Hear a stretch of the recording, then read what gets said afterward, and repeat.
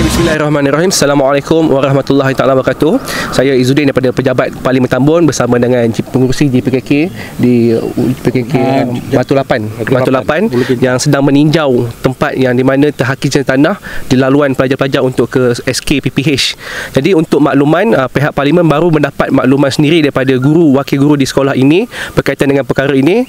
Jadi kita di peringkat Parlimen sangat mengambil serius tentang kebajikan dan juga keselamatan sekolah, pelajar-pelajar sekolah ini yang akan minggu depan akan masuk sekolah. Jadi kalau perkara ini tidak diselesaikan segera, mungkin mendatangkan masalah kepada pelajar sekiranya berlaku keruntuhan di sini. Jadi dengan ini Pejabat Parlimen Tambun mengambil serius dan mengambil berat tentang perkara ini.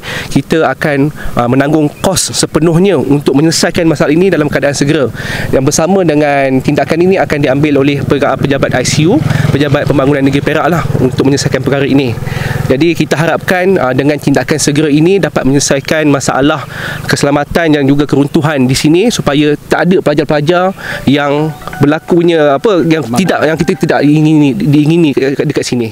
Kalau berdasarkan insya-Allah kita akan cuba segera untuk memanggil pihak ICU untuk melihat dan juga jurutera melihat tentang perkara ini.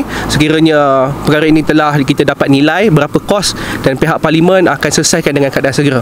Kita cuba dalam keadaan seminggu 2 minggu inilah untuk menyelesaikan perkara ini. Buat sekarang ni kita minta semua masyarakat yang lalu di laluan ini supaya berhati-hati, dan kita pun di pihak terima kasih di pihak PGA juga telah mengambil satu langkah dan menutup sebahagian daripada jalan ini supaya tidak semua orang boleh lalu kat tempat ni.